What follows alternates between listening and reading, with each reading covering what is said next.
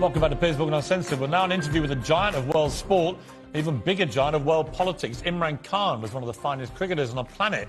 Over 10 years as captain of Pakistan, he became the nation's hero, and then later, sensationally, its prime minister. But he was deposed after losing an acrimonious confidence vote in April. So I began by asking for his verdict on the British Prime Minister, who, of course, has just about survived his. I keep telling our people in Pakistan that this would not even have made news here. You know, in time of COVID-19, Prime Minister having a drinks get-together after work would not even have made news here. Because we also, unlike the rest of the world, we also had to cope with COVID-19 and all the restrictions. So, you know, here people can't understand what's going on, but I understand, and in one way, this is one thing which I feel that the reason why British parliamentary system works, whereas apart from non-Anglo-Saxon countries, it doesn't work because of the very high level of moral standards you expect from your leadership. Unfortunately, it doesn't work in other countries where they do not have the level of moral standards that you expect from your parliamentarians. Right. I mean, I think the issue here really is not about partying. It's about the hypocrisy and double standard of a prime minister who himself was fined by the police for breaking his own lockdown rules. And over 80 of his own Downing Street staff were also fined by the police. And it's the brazen double standard of a group of people that were ordering the British public not to even go and see dying relatives, dying from COVID in hospital. They couldn't do that. And at the same time, the people making those very draconian rules were brazenly breaking them themselves. I think that's the issue.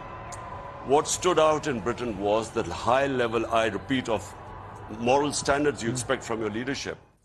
In Pakistan, you know, the vote of no confidence against me, which took place, the whole country knew that the going rate to buy my parliamentarians was $1 million.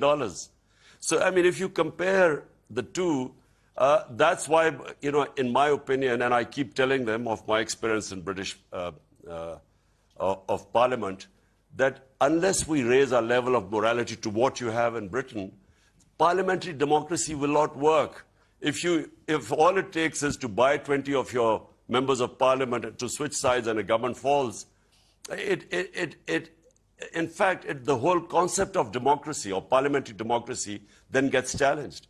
So, you know, from your point of view in Britain, of what I know, I understand that you expect from your leadership the standards. You expect them to lead by example. It's been very volatile since you were deposed. You vowed to come back and fight again. You think you're going to win with a bigger majority, I believe. But one issue that's come up in the last few days is that there appears to be a serious threat of assassination against you. And I have to say, the last leader of Pakistan I spoke to was Benazir Bhutto, and it wasn't long after I met her that she was indeed assassinated. So it's just a very serious risk that you all face, I think, when you lead a country like Pakistan. What do you know about these threats? How seriously are you taking them? Well, Piers, what happened was that this was clearly a conspiracy, and you know, I've spoken about the conspiracy because, you know, I came to know about it about 6 months before I actually, before this vote of no confidence took place. And, you know, all the time I thought it wouldn't succeed. You know, for some reason I thought that it's not possible that, you know, the conspiracy was to replace me by the guys who for 30 years had been in power, the two families, and there were massive corruption cases against them. 60% of the cabinet that has replaced me is on bail, or billions of rupees of corruption cases. So my mind just wouldn't accept that. Would it be possible to replace our government, which had finally recovered from all the 2 years of crises and was on the way up? I just didn't think it would be replaced by these criminals. So those who sort of planned this whole thing are a bit worried now because they don't want me back. They didn't take me out to get me back in again. So that's when I got I found out that they had planned this final solution. But you were known, Imran, on the cricket field, you were known as completely fearless. No opponent ever put fear into you. But when you're a political leader and you're in the situation that you're in now, where there's a genuine threat against you of assassination, do you feel fear? No, you know, when I entered politics, I actually had conquered my fear of dying. Otherwise, I would not have entered politics, because I came in to stand up against the entire status quo. I came to fight corruption. Today, the entire political spectrum, 16 parties on one side and I'm on the other side.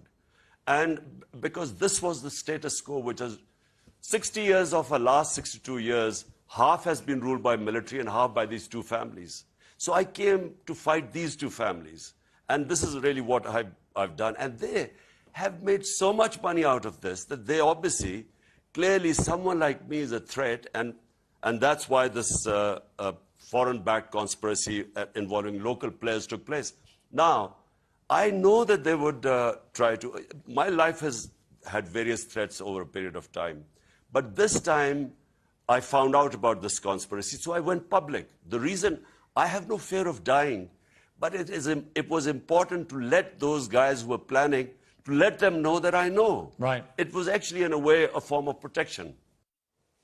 Well, on the next Imran Khan on meeting with Vladimir Putin just hours after Russia invaded Ukraine. Does he now regret doing that? I promise you, I had no idea.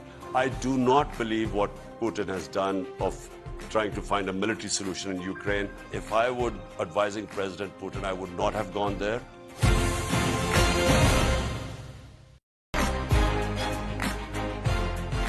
Welcome back. Well, Russian forces began mercilessly shelling Ukraine on February the 24th, the day that President Putin launched his full-scale invasion. But hours later, Imran Khan shook his hand and sat down for talks in the Kremlin. How does he justify that? Does he now regret it? I promise you, I had no idea. I arrived the night before. I was only there for one night. Next morning when I wake up, I discover that this Ukraine adventure had started. Now, it was, we discussed amongst ourselves. We realized that there was very poor timing. But at the same time, we realized that it was extremely important for the 220 million people of Pakistan that we actually get these. I mean, I understand that. I understand. Basically gas. I completely understand that you didn't know before you made the trip. I guess the criticism, which may be legitimate, is that once you knew what he'd done, to then stay there and still go through with the meetings that you had planned, sent the world a message that you were not that upset by what he was doing in Ukraine. Countries like us, you know, who have huge populations, and we have, what, 100 million people who are vulnerable right now. So we should actually make policies, have relationship with everyone, but make policies that benefit our people. Well, I understand just that. But like what India is doing right now. I understand that, Imran. What I would say back to that is we talked earlier about the higher morality standards in the UK when it comes to holding leaders to account. I simply would say I don't criticise you for having planned a trip to Moscow, but I think there is legitimate criticism that once you knew what he had done, it illegally invaded a sovereign democratic country. Did your moral instinct not tell you that it would be wrong to stay there, that you should have just got straight out of there? Piers, I am against all military operations. I marched with those 2 million people in London against Iraq war. I constantly was against the Afghanistan war, that there was no military solution. I do not believe what Putin has done of trying to find a military solution in Ukraine. I always believe these are miscalculations. They cause a lot of hardship. And I did give a statement when I was in Moscow that military actions are not a solution. Unfortunately, we were left at the time was either we then, and by the way, the meeting was more or less an hour before when we discovered that they had invaded Ukraine. It was a question of 1 hour in between to decide whether we abandon the trip or have the meeting with Putin. And so eventually we decided that, look, at this stage, we will fall between two stools. with Russia, we will break all relationship, leaving at this juncture. And at the same time, you know, is it going to make any difference if Pakistan decides to sort of condemn Russian invasion by leaving there? Imran, are you in a position now to see what Putin has done in Ukraine and emphatically, publicly denounce it? Any conflict, and especially where you go and any conflict creates bloodshed. But, you know, just like in Iraq, in Afghanistan, God knows how many people died there. And similarly in Ukraine, going into Ukraine, the sort of what we are seeing right now, I'm sure that if President Putin realized what was happening right now, he wouldn't have started this. But do you personally condemn the war in Ukraine now, knowing what you've seen in the last 3 months? Piers, let me just say one thing. I am basically against all operations. So if you want to ask me a question, do I condemn what is happening in what happened in Iraq? I thought it was wrong, and I would condemn that. Afghanistan, U.S. going in and then staying. Okay, once they got decimated Al-Qaeda in the first year, what was the purpose of staying there for the next 19 years? So it was a useless war. And yes, if I would advising President Putin, I would not have gone there. And yes, a war that creates bloodshed, and which it is, and collateral damage and civilians, yes. Let me ask you about Afghanistan, because from the moment the Americans led the rather dramatic and chaotic, and many think disastrous, overnight pullout from Afghanistan of its forces, it seems the Taliban have basically wrestled back control of the country at record speed and are now going back to running the country how the Taliban did before, notably with severe oppression of women in Afghanistan. What is your view of that? Because you've been broadly supportive, I think, of the Taliban being able to run the country again, but are you supportive of the way they treat women there? Let the people of Afghanistan decide which way they will go. They're strong people. Afghan women are strong. In my opinion, given a chance, you will see them asserting their rights. But the last thing we should do is try to interfere in people with the Afghan government. They're very proud people. I know from experience that at any hint of outside interference in their, any country interfering in their way of life, they're very defensive about it. I want to take you back to the late 70s, the early 80s, to the genteel world of cricket, where you were a champion cricketer, you were a handsome playboy on the British social scene with a number of girlfriends to make all of us jealous. Life was a lot easier for you then, a lot more fun, a lot more carefree.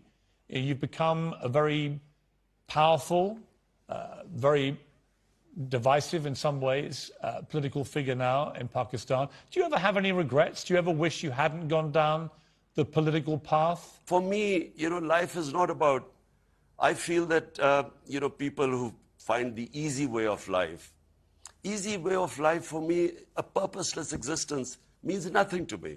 I have everything I've ever wanted in life. So for me, the challenge is to actually go back, make Pakistan a welfare state, and rule of law. Critical thing is, what you're seeing in Britain is basically rule of law, which is one thing I learned most of all when I went to England as an 18-year-old. Imran Khan.